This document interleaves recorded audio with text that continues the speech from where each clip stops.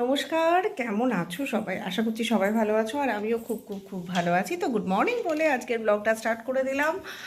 অনেক সকালেই তো ঘুম থেকে উঠে গেছি, ছেলে তো স্কুলও চলে গেছে, টুকটাক কাজকর্মও সারা হয়ে গেছে। কাজকর্ম সারা বলতে কাঁচা জামা কাপড় কাচা, এই যে ঘরের বেডগুলো ঠিক করা, এইটা, তারপরে ছোটো ঘরটা, এগুলো সবই মোটামুটি টান টান করে ঠিক করেছি। আর এই সব করতে গিয়ে এতক্ষণ লেগে গেল।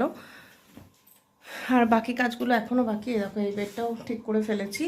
আর ওই বেড ঠিক করলেও কি হয়, চারপাশে অনেক কিছু থেকে যায়, সেগুলোও ঠিকঠাক করতে হয়। শীতের দিন না জামা কাপড়টা একটু বেশিই থাকে বাইরে, গরম জামা কাপড়, তারপরে অনেক কিচিমিচি থাকে, তো সেইগুলোকে ঠিক করব ভাবছি। তো সেগুলো ঠিকঠাক করি, করে একটু কিছুক্ষণ বসি, কারণ চাটাও আজকে খেতে গিয়ে দেখি ঠান্ডা হয়ে গেছে। এখন তো শীত পড়ে গেছে, কি হচ্ছে একটুখানির মধ্যেই চাটা কেমন জানি ঠান্ডা হয়ে যাচ্ছে। আর আমি সাধারণত কী করে, ছেলে স্কুল বেরিয়ে যায় তারপর চাটা খাই বসে। তো আজকে সেটা ঠিকঠাকভাবে খাওয়া হয়নি, কারণ খুব তাড়াহুড়োর মধ্যেই সব কিছু করতে হয়েছে। না তখনই খেয়েছি, কিন্তু একটু বাদে খেয়েছি, তো সেই কারণে ঠান্ডা হয়ে গেছিলো। তো আপাতত একটু বসি, বসে তারপর রান্না বান্না কী করছি তোমাদের সঙ্গে তো অবশ্যই শেয়ার করব। সঙ্গে থাকো আর দেখতে থাকো আজকে কি বানাচ্ছি। তো এবার রান্নাঘরে চলে এসেছি, আর কড়াইটাও চাপিয়ে দিয়েছি, কড়াইটা অলমোস্ট তেতেও গেছে। আমি আজকে যে রেসিপিটা বানাবো সেটা হচ্ছে বাঁধাকপির তরকারি। তবে হ্যাঁ, সাধারণত যেভাবে আমরা বাঁধাকপির তরকারি খেয়ে থাকি, নর্মাল নিরামিষের বাঁধাকপির তরকারি বা মাছের মাথা দিয়ে বাঁধাকপির তরকারি, আমি কিন্তু সেটা আজকে বানাচ্ছি না। আমি একটু অন্যরকমভাবে বানাচ্ছি, সেটা হচ্ছে ডিম দিয়ে বাঁধাকপির তরকারি। আমি জানি না তোমরা এই রেসিপিটা আগে খেয়েছো কিনা বা ট্রাই করেছো কিনা। এটা কিন্তু আমাদের বাড়িতে, আমার বাবার বাড়িতে নিয়মিত হতো। তো আমি সর্ষের তেলের মধ্যে একটুখানি জিরে, তেজপাতা, শুকনো লঙ্কা ফোড়ন দিয়ে দিয়েছি, আর বেশ কিছুটা আলু দিয়ে দিয়েছি তেলের মধ্যে, যাতে এটা ভালো করে লাল লাল করে ভেজে নেব। এই ভাজাতেই আলুটা যা সিদ্ধ হওয়ার হয়ে যাবে। সাধারণত এটার মধ্যে আমি টমেটো, মটরশুঁটি এগুলোও দিয়ে থাকি, তবে এখন মটরশুঁটিটা নেই আমার কাছে, তাই মটরশুঁটিটা ইউজ করছি না। তোমরা যদি চাও, যদি তোমাদের কাছে অ্যাভেলেবেল থাকে তো তোমরা দিতে পারো। আর খুব সিম্পল ওয়েতেই সবজিটা বানাচ্ছি। আর এই তরকারিটা আমি বাঁধাকপি খেতে কোনো দিনই খুব বেশি পছন্দ করতাম না, কোনো দিনই না। তো হয়তো বা আমাকে খাওয়ানোর জন্যই বলো বা যাই বলো, আমার মা কিন্তু এইভাবে বাঁধাকপির তরকারি করতো। এবার একটু টমেটো দিয়ে দিলাম, টমেটোটাকে বেশ লাল লাল করে ভেজে নেব। দিয়ে যেটা বলছিলাম, যে আমার মা কিন্তু আমাকে খাওয়ানোর জন্যই বলো বা এমনিই বলো, বাঁধাকপির তরকারি ডিম দিয়ে করতো। আমার ডিম দিয়ে বাঁধাকপির তরকারি খেতে কিন্তু খুব ভালো লাগে, তবে সেটা ভাতে আমার খুব বেশি পছন্দ না। আমি রুটি দিয়ে খেতে বেশি ভালোবাসি। আর এমনি যদি নিরামিষ বাঁধাকপির তরকারি হয় তাহলে সেটা মুড়ি দিয়ে। তবে আজকে যেটা বানাচ্ছি সেটা ডিম দিয়ে বানাচ্ছি। দেখা যাক কিভাবে কি করছি, তোমরাও দেখো, সঙ্গে থাকো। আর খুব সহজেই এটা হয়ে যায়, আর আমার খুব ভালো লাগে, জানো তো, এইভাবে বাঁধাকপির তরকারি করতে খুব তাড়াতাড়ি হয়ে যায়। একটুখানি আদা বাটা দিয়ে দিলাম, আদা আর কাঁচা লঙ্কা বাটা, আর সঙ্গে দেব জিরের গুঁড়ো। এই দুটো জিনিস দিয়েই কিন্তু এই রেসিপিটা হয়ে যাবে। খুব বেশি মশলা ইউজ করব না, আর যেহেতু একদমই ঘরোয়া রান্না। আর আমার মনে হয় সাধারণত যে বাঁধাকপির তরকারিতে আমি যদি খুব বেশি কালার ইউজ না করি, কাশ্মীরি লঙ্কা ইউজ না করি, তাতে খুব বেশি সমস্যা হয় না। যে কারণে আমি এটার মধ্যে কিন্তু কাশ্মীরি লঙ্কার গুঁড়ো ইউজ করি না। হয়তো বাড়িতে লোকজন খেলে সেই রান্নাটাকে একটু ডিলিশিয়াস দেখানোর জন্য হয়তো বা করি, তবে খুব রেয়ারই করি। আমি চেষ্টা করি জাস্ট নর্মাল হলুদ দিয়েই বাঁধাকপির তরকারিটা রান্না করতে। হলুদের যে কালারটা আসে, দ্যাটস অল। তো এদিকে দেখো সমস্ত মশলা তো দিয়ে ফেলেছি, আর এদিকে আমার মশলা কষানোও হয়ে এসছে। আর শুধুমাত্র এখন একটু হলুদ দিয়ে দেবো। আর যেহেতু আমি আগেই লবণ দিয়ে দিয়েছি কিছুটা, তাতে কি হয়েছে, আমার আলুগুলো কিন্তু নরম হয়ে গেছে, আর টমেটোগুলোও অলমোস্ট একটু নরম হয়ে এসেছে। এবার এরপরে কিন্তু আমি বাঁধাকপিগুলো দিয়ে দেবো। আমি বাঁধাকপিগুলো কুচিয়ে রেখেছি, এই দেখো। এবার বাঁধাকপিটা দিয়ে দেবো। আর হ্যাঁ, বাঁধাকপিটা খুব ফাইনলি চপড করা আছে, যে কারণে না খুব তাড়াতাড়ি কিন্তু রান্নাটা হয়েও যাবে।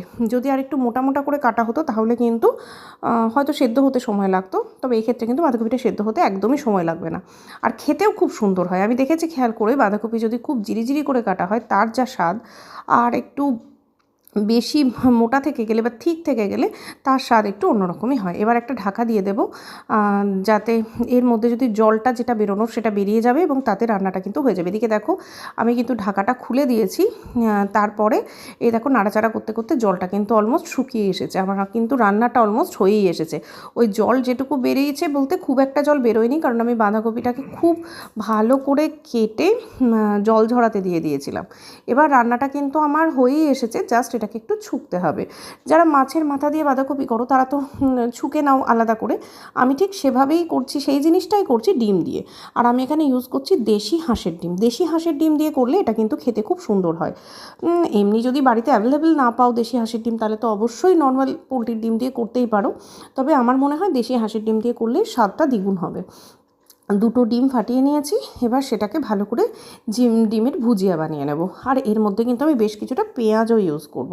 একটু লবণ দিয়ে দিলাম যাতে ডিমটার মধ্যে লবণটা ঢোকে, আর বাঁধাকপিতে যে পরিমাণ লবণটা আমি দিয়েছি তার সাথে কিন্তু এটা অ্যাডজাস্ট হয়ে যাবে, সেই কারণে সেইটা হিসেব করেই কিন্তু লবণটা দেওয়া।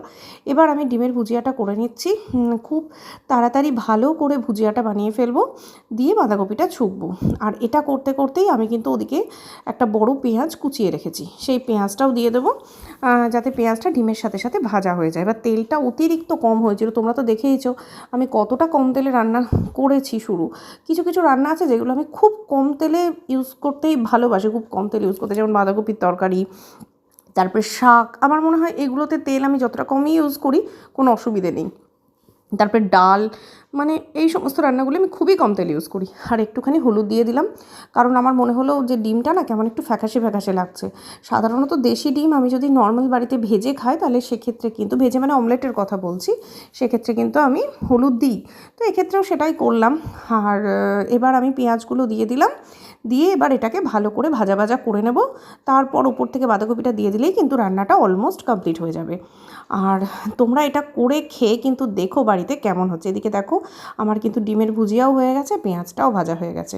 এবার জাস্ট বাঁধাকপিটা ওপর থেকে দিয়ে একটু নাড়াচাড়া করে নিলেই হয়ে গেল।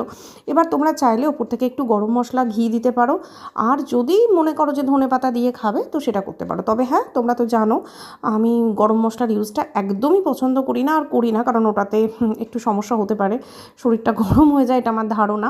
তো হ্যাঁ, সেইটাই আমি করি না যে কারণে। তো আমার কিন্তু অলমোস্ট রান্না ডান, তোমাদের দেখিয়ে দিলাম। এদিকে কিন্তু আমি এটা ঢাকা চাপা দিয়ে রেখে দেবো। ঠিক আছে, তাহলে রান্নাটা আশা করছি তোমাদের ভালো লাগলো। তো রান্না তো কমপ্লিট, তো আশা করছি তোমাদের ভালো লেগেছে।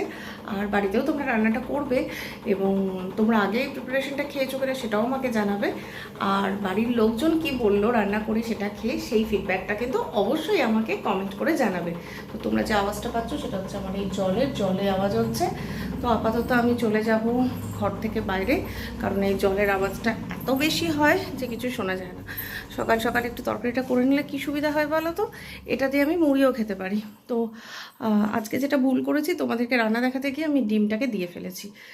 সে তো দেখলেই যে একবারে ডিমটা দিয়ে ফেললাম, নইলে রোজ মানে এটা যদি করি এই রান্নাটা, তাহলে আমি যেটা করে থাকি আগে একটু এমনি সবজি তুলে রাখি, দিয়ে ডিম দিই। তো যাই হোক, দেখা যাক আজকে কি করি, ওটা দিয়ে যদি খেতে ভালো লাগে তো খাবো, নাহলে একটু আলু সেদ্ধ করে নেবো।